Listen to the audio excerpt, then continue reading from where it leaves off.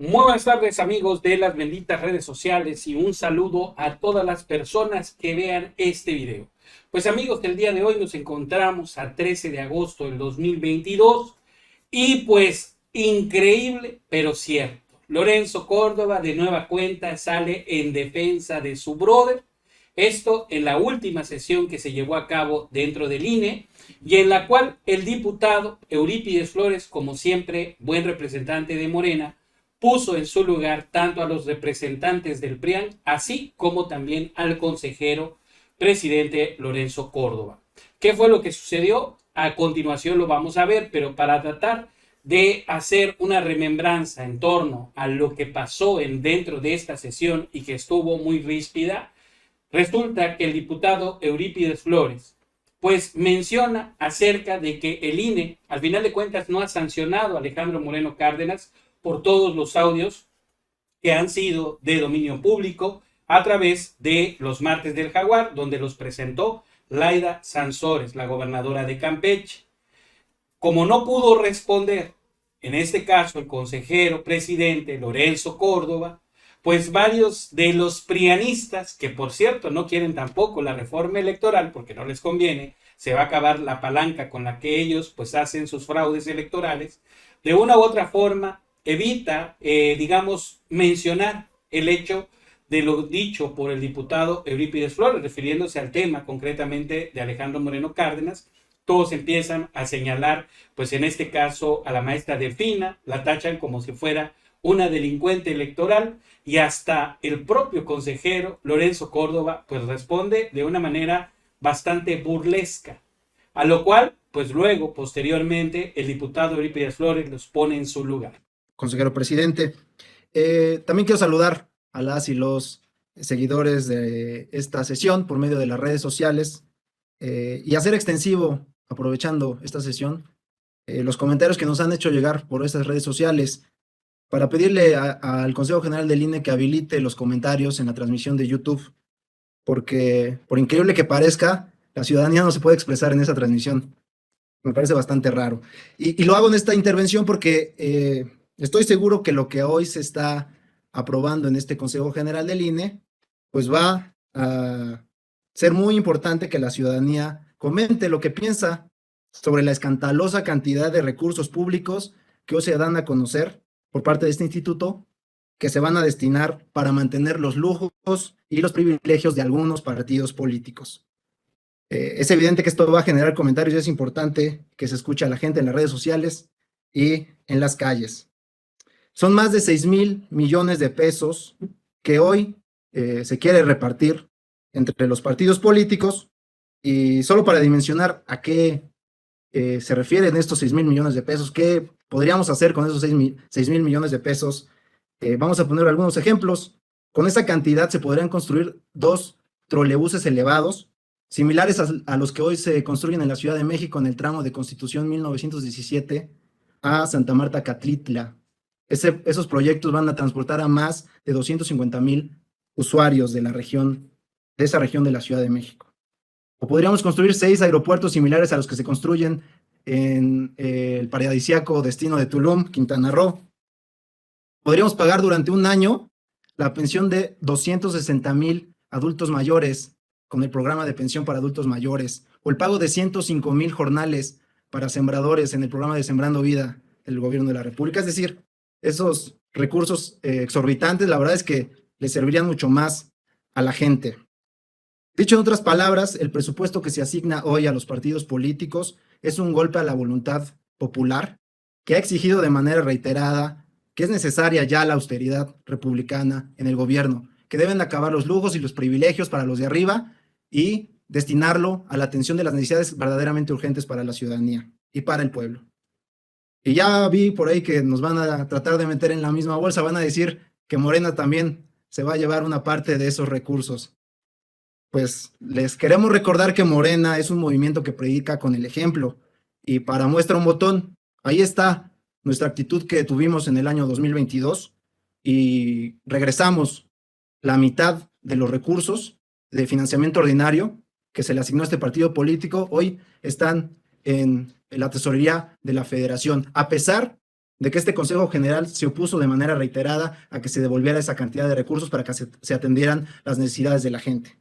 Tuvo que venir el Congreso de la Unión para hacer una reforma y que nos permitiera a nosotros ir directamente a la tesorería de la Federación para regresar ese dinero y cumplir el compromiso de donar y reintegrar al erario público la mitad de nuestro financiamiento público ordinario. ¿Y por qué esta situación? Pues porque Morena no necesita dinero, no es una cuestión fundamental para avanzar en nuestra lucha electoral y en nuestra lucha de la revolución de las conciencias. Nada más, para que vean, ese mismo año que regresamos la mitad de nuestro financiamiento ordinario, ganamos 4 de 6 gobernaturas en disputa. Porque es absolutamente claro que nosotros no nos dedicamos a gastar el dinero en pagar asesores multimillonarios. Eso no sirve. Si no, pregúntenselo al dirigente del PRI, Alejandro Moreno, que ya reveló ahí cuánto le paga o cuánto le pagó Antonio Solá por la campaña de Campeche y vean cómo le fue. Pero adicionalmente, el presupuesto que hoy se anuncia por parte de este Instituto Nacional Electoral es irrisorio, porque ¿para qué quiere tanto dinero el PRI si pierde todas las elecciones a las que se presenta? O el PAN, que no es capaz de construir un cuadro honesto, que no robe, que no mienta, que no traiciona al pueblo de cara al 2024. Literalmente es dinero echado a la basura. Así nos enseñó el presidente López Obrador, que dicho sea de paso impulsó o está impulsando la política de separar el poder político del poder económico. Y eso fue lo que recabó de las asambleas en las que participó como dirigente de nuestro partido. El pueblo eso quería, la separación ya del dinero del poder. Y eso es la premisa fundamental sobre la que se construye la reforma electoral que ahora está en discusión en el Congreso de la Unión. ¿Qué dice la reforma electoral presentada por nuestro presidente Andrés Manuel López Obrador? Que en años que no son electorales, como el 2023, a nivel federal, los partidos políticos no reciban un solo peso de dinero público y que sean los militantes los que aporten para el sostenimiento de las actividades políticas de esos partidos políticos. Es decir, si se aplicara hoy la reforma propuesta por el presidente Andrés Manuel López Obrador, el acuerdo que se está votando el día de hoy sería de 0 pesos. ¿Y cuál es el incentivo? El incentivo es muy claro, que los partidos se acerquen a la gente y le pregunten cuáles son las causas que quieren que defienda. Y solo así los apoye la ciudadanía para que se sostengan como partidos políticos, como pasa en muchos países del mundo. Yo, si se aprueba esa reforma, estoy seguro que millones de mexicanos apoyarían a Morena porque están convencidos de que siga la cuarta transformación de México. Y contrario a lo que se ha planteado aquí, que parecería que el incentivo o el fantasma detrás de esta cantidad exorbitante de dinero es que no se meta el dinero privado porque va a pervertir la política, pues no escucharon los audios de Alejandro Moreno, de cómo a pesar del modelo que se ha planteado aquí del derroche de recursos públicos, ahí están los poderes fácticos metiendo millonadas de dinero y este Instituto Nacional Electoral es incapaz de hacer algo. Entonces, es absolutamente falso, se cae ese argumento de que esta cantidad exorbitante de recursos es para evitar que entren dineros privados y que capturen a los posibles gobernantes. En suma, nosotros no podemos más que reiterar de que debe avanzar la reforma electoral que está en discusión en el Congreso de la Unión para que ya se acaben estos excesos, estas cantidades exorbitantes que se están aprobando en este momento. Y que en años que no sean electorales los partidos políticos no reciban un peso de recursos públicos. Muchas gracias, consejero presidente. De nada, señor representante. El señor representante del PRI desea hacerle una pregunta, señor representante Laceta. Sí, con muchísimo gusto. Adelante, señor representante. Gracias, consejero presidente. Bueno, aprovechando que está la gente conectada viendo la transmisión, es importante para mí desmantelar y destruir las falacias que el representante de Morena está aquí realizando. Y en ese sentido me gustaría preguntarle, usted viene aquí a decir que está en contra del financiamiento público a los partidos políticos, pero sí está a favor entonces, y es lo que quisiera preguntarle, de que, por ejemplo, su candidata en el Estado de México, Delfina Gómez, le moche su salario a los trabajadores de Texcoco para financiar a Morena, como es claramente que ya sucedió, como ya tiene una multa. Y por otro lado, me gustaría preguntarle, ¿sabía usted que con el financiamiento público que se aprobaría para los partidos políticos en este proyecto, lo que representa la refinería de Tabasco, el Tren Maya o la cancelación del aeropuerto de la Ciudad de México podrían financiar a los partidos políticos por 50 años? ¿Es cuánto? Gracias. A responder el señor representante. Pues más a mi favor, representante. Si esa cantidad de recursos se pudiera ocupar para hacer mejor una refinería, pregúntale a la gente qué es lo que quiere. De eso se trata la reforma. Y usted que es diputado va a tener la oportunidad de demostrar si está a favor o no de la gente. Va a tener usted que determinar si quiere más recursos para los lujos y los privilegios de su partido político o si se los quiere dedicar a las verdaderas necesidades del pueblo. Muchas gracias. Señor representante, el señor representante del PRD también desea hacer una pregunta, ¿la aceptan? Sí, mucho gusto. Antes, señor representante. Gracias, consejero. Gracias, representante.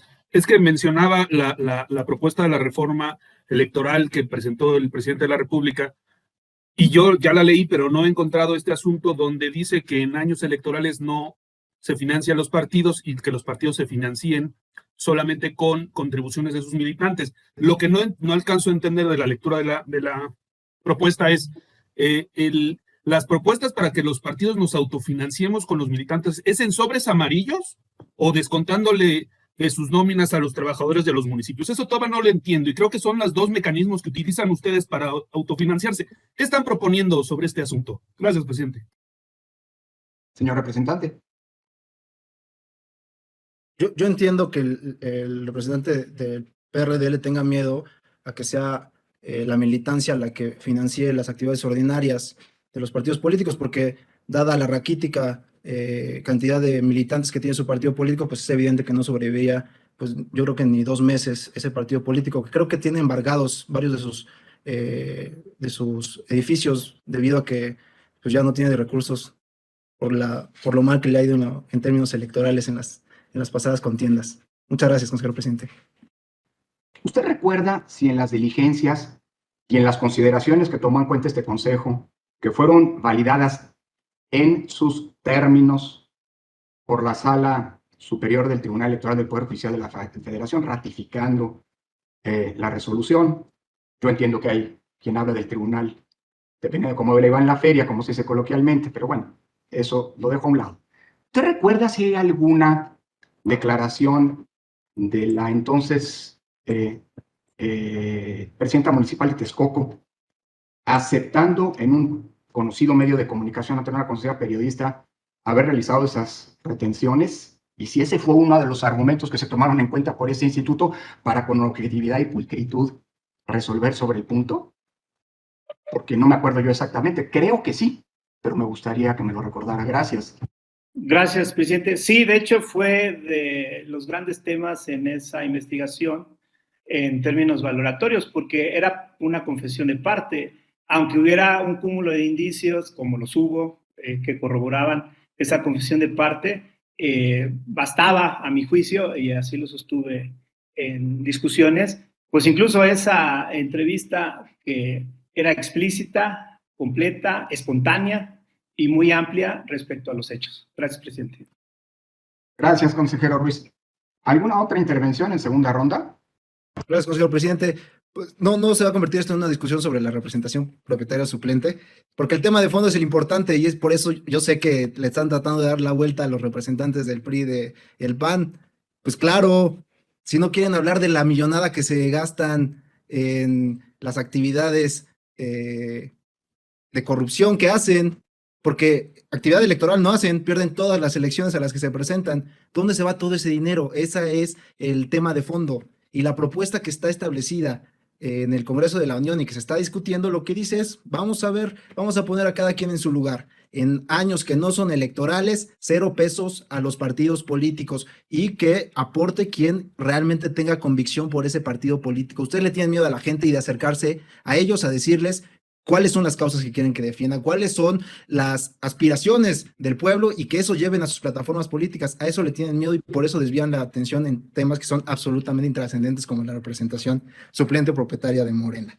Y segundo, al consejero Ruiz Saldaña, la verdad es que, consejero, pues parece nada sincronizado, no dicen que soy inocente aquí, pero pues no soy tan inocente como para no ver que 5 años después de que se presentó una denuncia y solamente en 2 hubo pandemia o todas las demás excusas que usted presentó para tardar tanto tiempo, pues es evidente que esto es, pues tendieron ahí la cama para que tratar de poner una trampa. Y finalmente, eso que dicen de la confesión de parte, ahora ya le dan carácter de Ministerio Público y fe pública a una periodista en la que supuestamente se hace una confesión. Está totalmente descontextualizado y por eso nosotros sostuvimos desde el primer momento que esa sanción que ustedes cuadraron, que nos pusieron ahí ese 4, pues no tiene otra intención más que tratar de mancharnos de cara al proceso electoral de 2023 en Estado de México. Bueno, tal y como vimos en esta largo, extenso parte de pues esta sesión que tuvo aproximadamente 3 horas de duración, ahí pude, digamos, agrupar lo que serían estos posicionamientos por parte de estos representantes del PRIAN.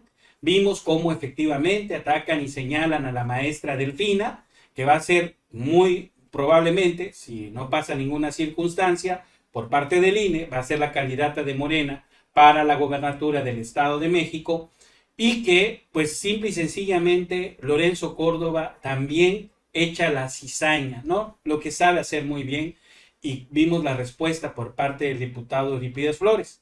Miren, la resolución que dio el tribunal en torno al caso de la maestra Delfina no la encontró culpable en cuanto a haber cometido algún hecho que podría catalogarse como un delito. Todo esto que dijo Lorenzo Córdoba acerca de una entrevista y que no sé qué, efectivamente fue un supuesto, fue sacado de contexto de las declaraciones de la maestra Delfina, pero no vayamos ni tan lejos. Aquí vemos parte de lo que mencionó hace poco en el programa de los periodistas, donde se pronuncian en torno pues a esta supuesta sanción que recibió la maestra Delfina.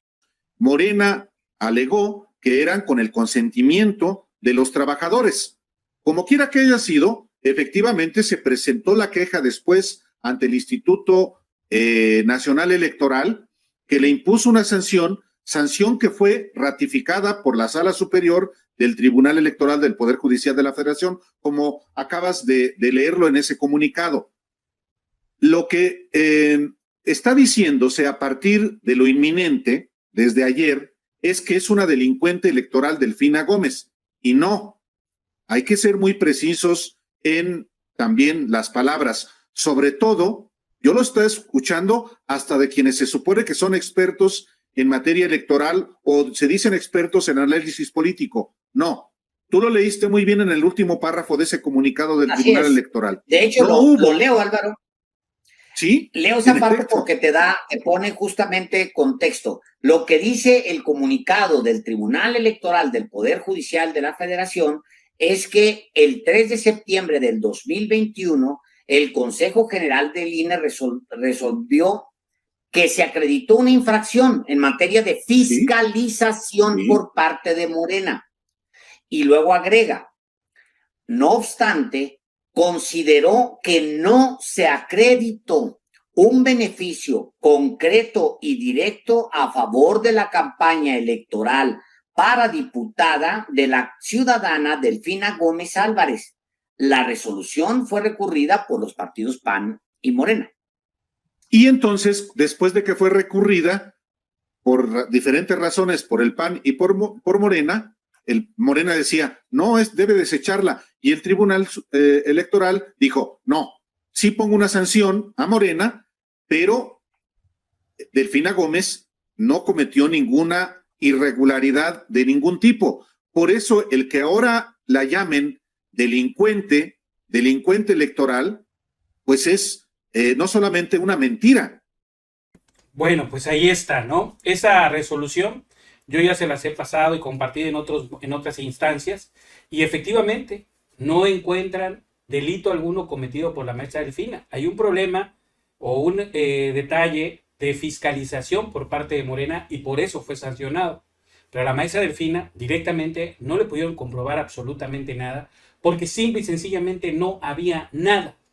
Pero bueno, es una parte de la estrategia, obviamente, porque no quieren perder el Estado de México estos prianistas. Y definitivo, pues Lorenzo Córdoba, para proteger a su brother, pues mejor empieza a sumarse al golpeteo de estos partidos en esta sesión del INE y saca a colación esta supuesta entrevista donde la maestra Delfina, según él, asegura que había pues admitido la falta que había realizado. Completamente falso, ¿no? Pues amigos, esa es la información que yo tengo por el momento. Espero que les haya gustado y si les gustó, por favor denle like a este video. También los invito a mi cuenta de Twitter. Me pueden buscar como @Domínguez, @express con @MX. Y de igual manera los invito a nuestra página de Facebook. Nos pueden buscar como Benditas Redes Sociales. Nos vemos en un siguiente video y recuerden que todo tiene solución en la Cuarta Transformación. Nos vemos. Bye bye.